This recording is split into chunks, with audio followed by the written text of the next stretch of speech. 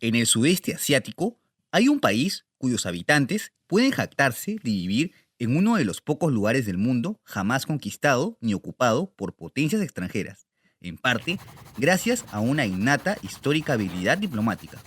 Me refiero a Tailandia, antaño una potencia regional, pero que hoy se mantiene como un codiciado destino turístico. ¿Te interesa conocer la historia de este fascinante país? Dale, entonces quédate hasta el final del video. Hoy contamos con la colaboración de mi amigo Cristian del canal de Ultra Argentina, en el que podrás encontrar videos de historia y etnografía. Además, también colaboré en su canal, en donde hablamos de Tailandia desde el punto de vista étnico en este video. Te dejo el link del canal en la descripción.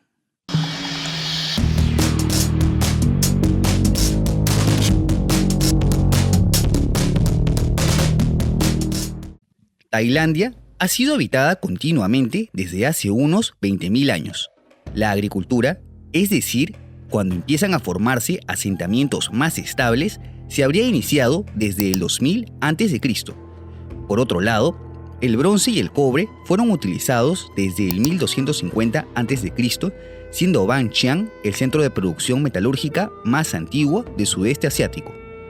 El rápido avance tecnológico permitió que se puedan formar estados organizados, siendo uno de los más representativos de la Edad Antigua el reino de Funan durante el siglo I después de Cristo, documentado por cartógrafos chinos y que ocupó una gran parte de la península de Indochina.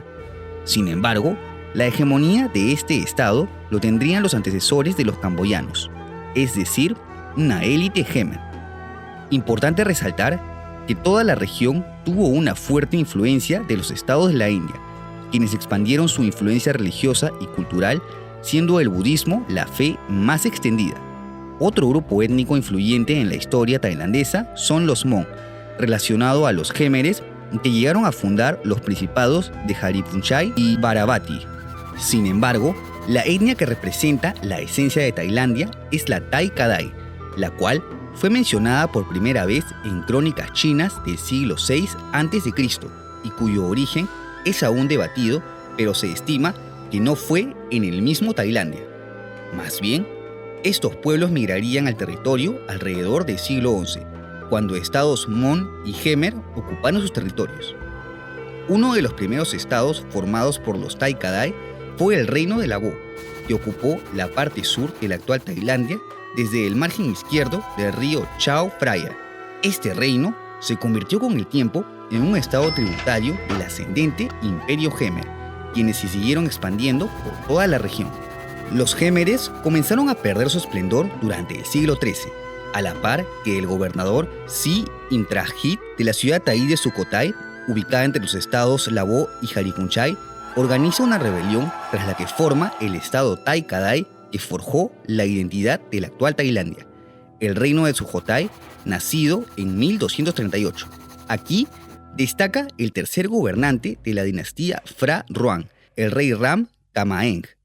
Este gobernante es recordado por la creación del alfabeto tailandés, el cual es usado hasta la actualidad, además de establecer el budismo Theravada como la religión oficial del país, siendo los dos pilares principales de la identidad cultural del pueblo tailandés.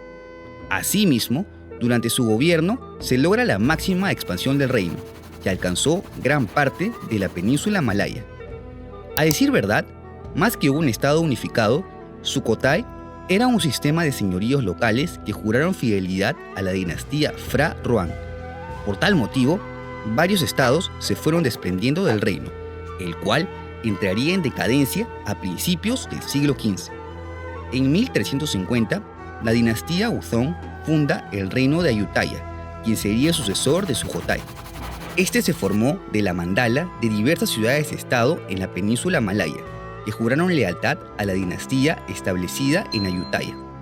En 1438, el reino absorbe oficialmente los territorios remanentes bajo influencia de Sukhothai y continúa su expansión por medio de conquistas y matrimonios políticos, una especie de sistema feudal similar al europeo. Hacia fines del siglo XV, Ayutthaya consiguió invadir el Imperio Jemer, ya denominado como Camboya. Es decir, logró que los Tai Kadai pasen de ser tributarios a asediadores del hasta entonces estado hegemónico de la región. Uno de sus gobernantes más importantes fue Boromatrailokkanat, el cual introdujo reformas burocráticas que fueron convirtiendo al reino en un estado más centralizado y jerarquizado. Es decir, pasó de un sistema feudal a un proceso de unificación progresiva. Durante el siglo XVI se dan los primeros contactos con europeos. En 1511 se crean lazos comerciales con Portugal, quien se llegó a convertir en un aliado al que apoyó en su conquista del sultanato de Malaca. Sí, desde tiempos remotos, Tailandia se llevaba mejor con estados lejanos que con sus propios vecinos. Esto también fue demostrado en la guerra birmano-siamesa. Lo anterior resultó en que la derrotada Ayutthaya se convirtió en un estado vasallo de Birmania, en ese entonces gobernada por la dinastía Tuongo. Esta situación duró hasta fines de siglo, tras la que los tailandeses pudieron recuperar su autonomía. Esto incentivó a que el reino muestre un mayor acercamiento con las potencias europeas que se iban estableciendo en la región, franceses, neerlandeses y británicos. Lo anterior se consiguió también gracias a que Ayutthaya pudo prosperar, llegando a un gran esplendor a mediados del siglo XVII, durante el reinado de Narai, quien consiguió una gran prosperidad gracias al comercio con los europeos y que llegó a enviar misiones diplomáticas a la corte del rey Luis XIV de Francia. Sí, un excelente manejo diplomático que les permitió mantener su soberanía y prosperar. A pesar de lo anterior, conflictos internos sucesorios, nuevas disputas con Birmania y movimientos nacionalistas en contra de la creciente influencia europea hicieron que el reino comience su decadencia a mediados del siglo XVIII.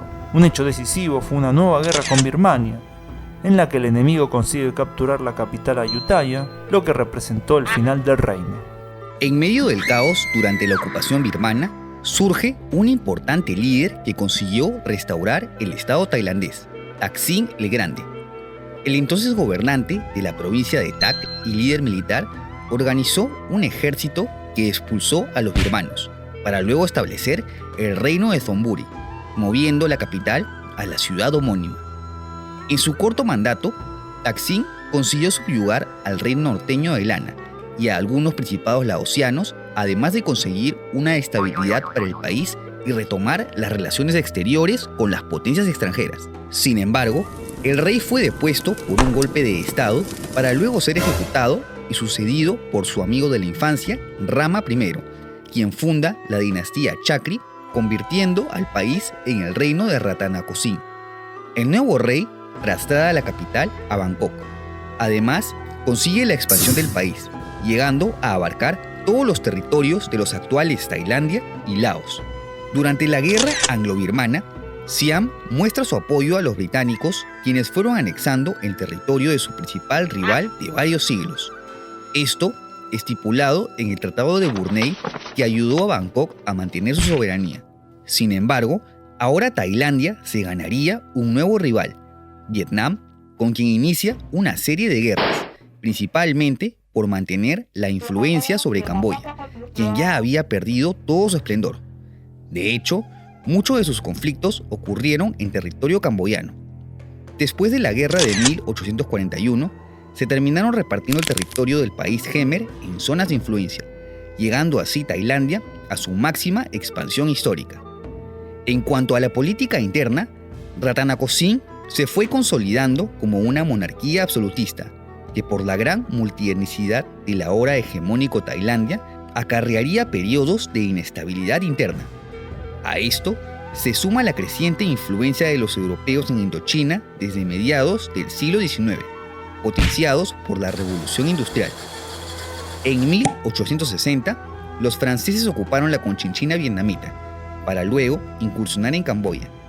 Hacia 1884, ya habían convertido a Vietnam en el protectorado de Annam. Ante este acercamiento, se desata la guerra franco-siamesa, en la que Francia anexa el territorio de Laos hasta entonces bajo dominio tailandés. En 1907, consiguen anexar el remanente de Camboya por medio de una serie de tratados desiguales que arrebataron por completo la hegemonía de Tailandia en la región. A pesar de esto, Bangkok apoyó a los aliados durante la Primera Guerra Mundial y envió un contingente que se unió a las tropas francesas en el frente occidental en Europa. Sí, parece que querían mantener su soberanía a toda costa.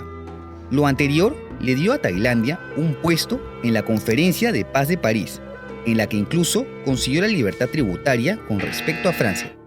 Sin embargo, tras varios siglos de un sistema que no satisfacía a todos los tailandeses, estalla la Revolución Siamesa de 1932, en la que la debilitada monarquía es depuesta en favor de una monarquía constitucional bajo el nombre de Siam.